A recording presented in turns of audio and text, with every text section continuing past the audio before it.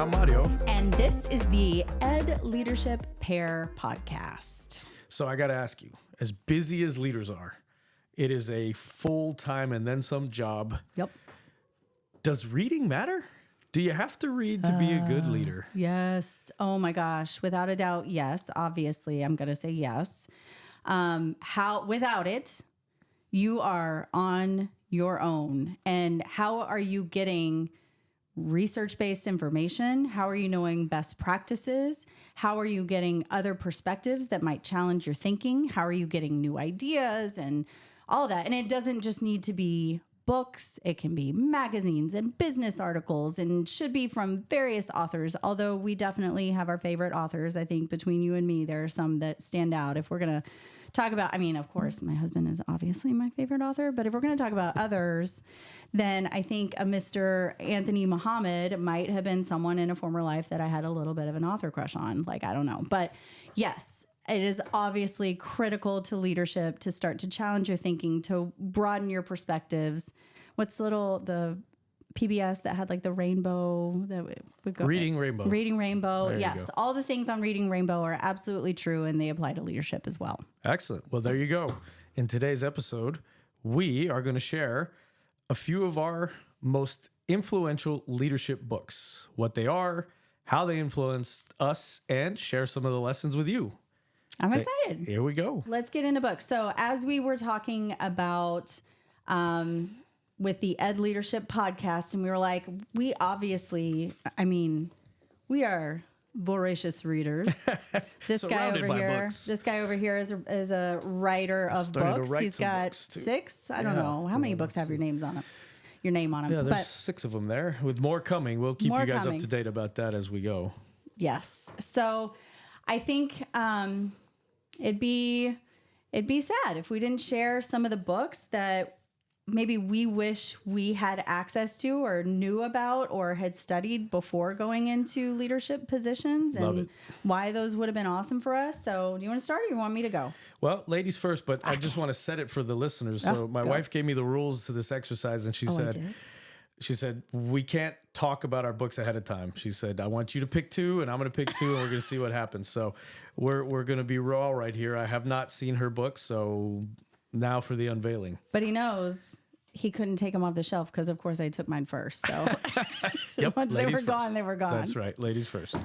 Okay, I'm going to start. My first book that I'm going to share is Work Rules by Laszlo Bock.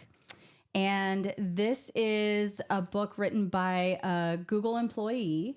And it's not an education book. It's definitely a business book. But the thing that I loved about it is it talks so much about creating systems and just systematizing everything and making sure that you are relying on the systems and that nothing is based on a single human that has a certain skill, will, ability, whatever, Yeah. but that it is systemic. Yep. And so if somebody leaves, then you can train somebody up to do that particular thing. And we're always working to make it better, but it's really hard to make it better if you don't have a system for it and you can't even identify what's currently happening. So this is one of my favorite ones that I did. I think I did a book study with this in my leadership team at McNeil High School. And the thing that it talks about in the beginning is the idea of culture eat strategy for breakfast Yep. and the importance of that. Yep. And the other part, the third thing in here that I loved was sometimes you got to let the inmates run the asylum. And that spoke to me in 2 ways. Number one, I absolutely, and we'll talk about it, I'm sure, later on in more depth, but I was a huge believer once I was trained in making sure that the leadership team knew the box that they needed to live in, but then within that box, they had autonomy to make all kinds of decisions that they knew were best for our students at that campus. Absolutely. And that was one of my favorite things to do over time. And I developed so much appreciation for that team. And they would challenge me and they would ask, but why? But why would we do it like that and like this? And why can't we do this and not that? And whatever. And this book talks about let them have the power, and they should. They're the ones in the classrooms with the kids. So that's part of it. And then the other part is, when do you let your kids on your campus make some decisions? Oh man, that was so much fun, right? And you were so good at that. I love that. And that was another John Yonkerism that was, absolutely find some time to give the kids some power and make decisions. And I used to love that of having those kids be part of that. And well, great. Yeah. And work rules and so systems, but systems within the culture, right? And you're talking about letting the inmates run the asylum. The thing about culture, and again, in a future episode, we'll talk all about the cultural guardian, but the guardian, the keeper of the culture is comprised of the staff, right? Leadership is not the culture keepers. The guardians will come from the staff. So anything that's going to move any organization forward has to come from the keepers of the culture, from those guardian 100%. Guardian keepers there. So that's fantastic. All right. Well, give me one of yours. My first book, again, also non-education books. I feel like we're at show and tell. A little bit. Yeah. Well, this is what you set up. So this is what my wife said to do. So here's my book. Look at all your tabs. Yeah. Oh, I love a tabbed up book. Do you write in your books? Oh, I definitely, I don't write in them as much. Yes, I do. That's not a true. Yes, I write in them. I highlight in them. I scribble on them. Okay. So yeah, very much so. John Cotter, Our Iceberg is Melting. Really, it's a change management book. Again, another culture type book. If you have not read this book, you can see it's thin, it's tiny. You can read it over a weekend for sure. But it's a parable about a colony of emperor penguins, right? And through this parable of the emperor penguins living on this iceberg, Cotter explains to leaders how the culture's natural state is to resist change, right? In the book, the penguins say that their iceberg would never melt. That is the premise of the start of the book, meaning the way we have always done things and the way we do things now will always serve us well. And it turns out through the story that their iceberg is in fact cracking, and it takes what is a momentum building strategy, right? The book just comes down to building momentum, and it's a really important strategy that I wrote into my, I mirrored this in my book, The Schools Our Students Deserve, that just got published this year. But to change a culture, you have to start with the people who see the need for the change, right? So many times as leaders, we come in and say, we're going to change something, but we ask everyone to do it. Let's all go. We're all doing this tomorrow. Well, to most penguins, like, let's all jump in the ocean off of this iceberg we've been on our whole existence. No, I'm not doing that. That's stupid. That's scary. There's things that are going to eat us out there. Why would we do that, right? Yep. So instead, it tells the story of this one penguin, Fred, who sees the issue and helps create momentum of the willing to go out and find a solution. And it is only when the willing find the solution that the others go, oh, okay, I'll buy into that. And they create slow momentum for change. So just a really important strategy to say, like, don't ask the culture to change in whole.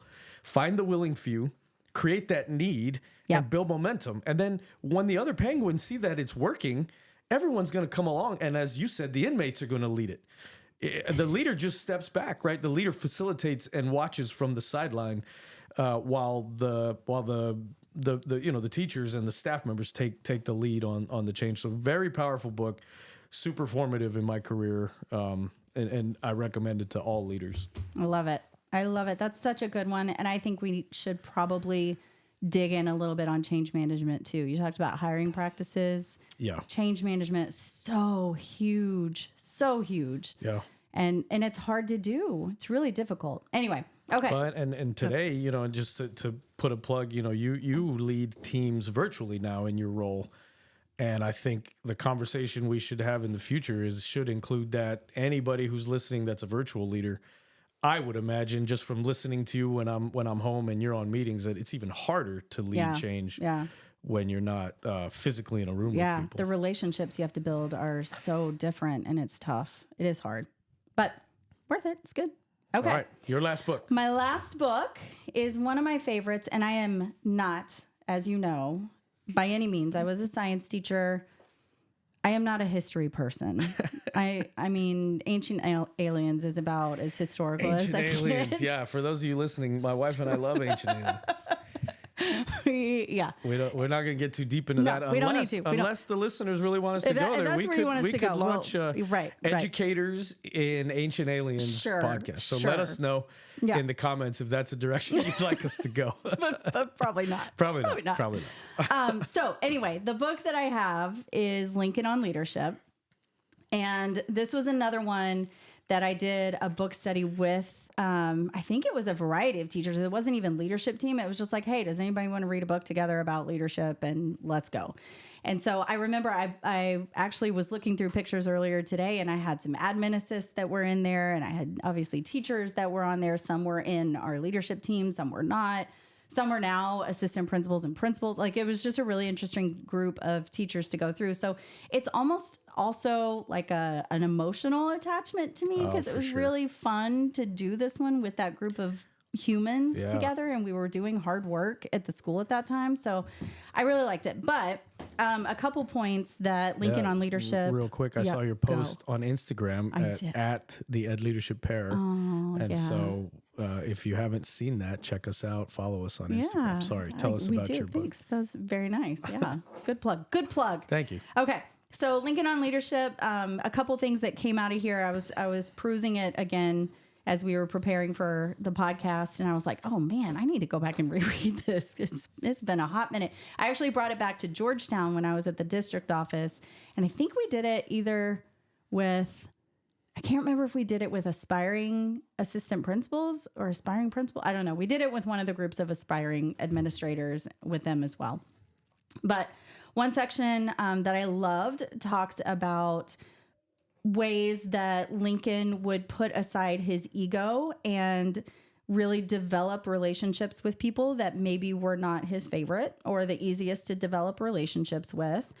And that you were allowing people this dignity instead of just telling them they were wrong. And not that you were being weak, and not that you weren't holding firm to what you believed to be important or true, but you were allowing people to maintain their dignity in the conversations that you had with them, so you don't kill the relationship. Yeah. Love that. And it's hard because sometimes, as you know, I am a systems person, and I do like to move fast. And when the cog is going, like, let's go, let's get this flywheel, like, let's make it roll. And so it was really good for me to hear, like, slow down, pay attention to the relationships. And again, the idea of you don't always have to be right. You don't always have to know everything, but allow people, even when they are wrong, to have their dignity and don't kill the relationship. Well, I will say, as your husband, you are very kind to me. I am wrong often. So thank you for being so kind. I didn't pay him to say that. Letting me keep my dignity and my constant flaws. Yeah. And then the second one, and it's not sexy, but I'm a systems girl, is like making consistency one of the main cogs in the machine of your organization. Like, again, it's not like the most exciting thing, but that's how you get stuff moving is this consistency and building it and making sure that you follow through over and over and over again. Said that word, to having the discipline as a leader, not to chase every shiny object that goes past you. But having that discipline to stay consistent. It's hard. It's so hard, right? Right. And especially in schools nowadays, because I mean, something new is thrown at our colleagues from a state level, from a federal level, from a district level, a new program, a new curriculum, right? So staying consistent and having the discipline to protect your organization from all that noise. What a powerful concept, for sure. Yeah. And if I could do one more, because I know you like this one too, because we talked about it. You know what I'm going to say? It might be talking about the grant. Yes. Yeah. And this was important for me, for sure. So critical, especially, I mean, I would assume in a small school too, but when you have this big, massive organization, finding your grant. And the book talks about, this is Donald T. Phillips. I think there's a couple different Lincoln on Leaderships, but this one from Donald T. Phillips. And it talks about Grant and Lincoln did not agree on all things. Like, they were not buddy-buddy. They were not, like, it wasn't that way. But Grant was consistent. Grant was supportive. He challenged Lincoln when appropriate and would say, you're not on the right track. Like, here's what the men are saying, and you aren't seeing that. And so, like, finding your grant. Ever since I remember I hired maybe my first or second associate principal, and we had just read this book, and I was like, I have to find my grant. And to this day, anytime I am in a leadership position, I'm like, who is my grant? Yeah. Yeah. And I know right now, I know who that person is. Yep. I know I can go to her with anything. And I also know she'll come back at me and she'll be like, probably not a good idea. Yeah, Here's what you're not seeing. You got to have that. Exactly. Right. Yeah. We said earlier, leaders can't see everything. Even the best leaders can't see everything. Yeah. So you got to have somebody who will push back or tell you the hard thing. Yeah. But when they walk out the door, loyal. We're all together. Yeah. We're all together. That's We're right. all doing arm this in together. Arm, we're linked together. Yeah. So good. Such a good book. That Such a good concept book. of finding your grant is critical because leaders who end up at the top of an organization, whether that be a principal or a superintendent, when you are truly at the top as the decision maker, man, you've got to have somebody watching your back. There's got to be somebody you trust that, as you said, is not going to undermine you and that will bring you those issues before they turn into catastrophic failures, and somebody you can trust to bounce ideas off of. And I was lucky enough to find my grant in my big school, and it makes all the difference for sure in the world. Marie Gonzalez, my first grant. Well, Aaron Campbell. Hopefully Marie and Aaron will listen to the podcast, and we gave them a shout out. They'll listen. They're going to listen because we're going to send it to them directly. I love it. All right. My last book is called Built to Last. This is Jim Collins and Jerry Porras. And their more well-known book that people, I think, jump on is Good to Great, which is also a great book. But I believe, and you said you're a systems girl, I'm a culture junkie. Again, that's where I write, and that's where my work is centered around. And this book, Built to Last, is so much about the culture of visionary companies. And it really, I can summarize this for leaders in three quick concepts. Concept number one that Collins and Porras talk about is that so many leaders fall in what they call the tyranny of or, meaning you can only have this or that. I was thinking about campuses I work with where we can either have a really caring culture or we can hold high accountability expectations. And get production. Yeah. No, get results. They talk about embracing the genius of you anytime, and I taught my admin team this, anytime we come up to a decision, is it this or that? We should try to find the and in everything that we do. Yep. Right. It's such an important decision. And then the key about working through the and is that ultimately what we learn from these visionary companies is that they do two really important things. Number one, they know their core ideology. What are their values and what is their purpose? Meaning why are they there to work and how do they behave to accomplish their purpose? And they are in constant pursuit of in continuous improvement, right? And in this book, they tell the story of Blockbuster, right? Blockbuster was an absolutely top of the line industry leader, but refused to take on streaming video. Blockbuster executives said no. Actually, Netflix tried to sell themselves to Blockbuster, and Blockbuster said, no, people will always want to come in and rent videos in person. That will never not be. It could be Blockbuster and chill. We'd be Blockbuster and chill. Yeah, but there it's you go. not. That does not roll off the tongue the same way. You're right. It doesn't. But again, it's that, refusing to accept the and. No, we rent videos to people in person. We don't stream, right? And so it's knowing who you are, who's your core, what is your core, and always seeking that continuous improvement. And I would say in education, that is our weakness, man. Right? I think we are time tested and true. We run an 8-period day or a 4-period block. The bell rings, the kids move, the next period. I mean, we're just this many minutes in a year, seat time and in this amount of credits, and it has to look this way. And I think that's, again, maybe an episode for the future is we as a system are having a hard time stimulating progress. Yes. And I am so scared for our system because you work in an ed tech company and boy, changes are coming if we're not careful there. Absolutely. The last piece here that you'll love is it talks about homegrown management. The way you preserve your core of who you are is grow your own bench. Right? Yes. Hire people hire the right people, train them to do your job. And then when you're gone, they step right up.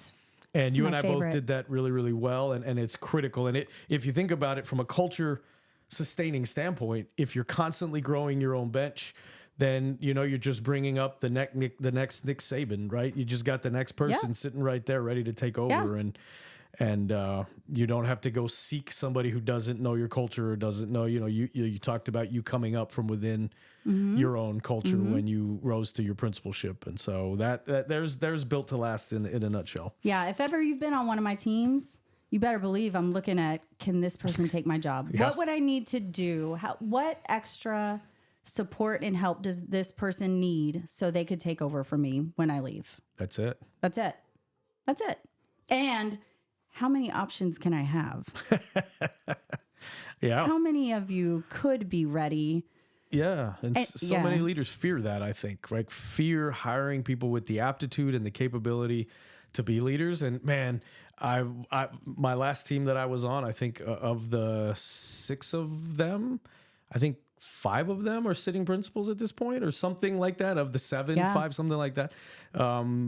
Such a great tree. Great. Yeah. But I mean, for me to lead that, it was magical because each one of them was just absolutely killing their own work as they were preparing to take on principalships of their own. Because you hired well. Well, yeah, I learned that You as learned we how to hire described after really you well. taught me how to do it. I learned how to hire well. Well, It's there we good. go. Another great conversation about these books that formed our leadership journey. Oh, they're all so good. We appreciate you guys joining us. Don't forget to follow us on Instagram at the EdLeadership_pair. Subscribe to our YouTube channel at the EdLeadership Pair. And of course, we have our website, www.theedleadershippair.com. Get onto that website, subscribe so that you keep up with our podcast show notes, and join our newsletter where we're going to be sharing even more opportunities and information. We'd love to have you all join this community. We're just trying to get a community of leaders together. We know how hard being a leader is, and we'd love to hear back from you guys. What do you want to hear us talk about? What do you think some of the issues we should tackle that we are qualified to tackle as a pair of ed leaders? Courtney, it was great to be with you again today. Oh, it's a fabulous date as always. I love it. This is our date now, folks. This is what we do. This is what we do. So you get a window into our dates. It's an ed leadership date. Don't do your eyebrows. That's Okay, weird. sorry. Don't do that. All right. We'll see you on the next soon. episode.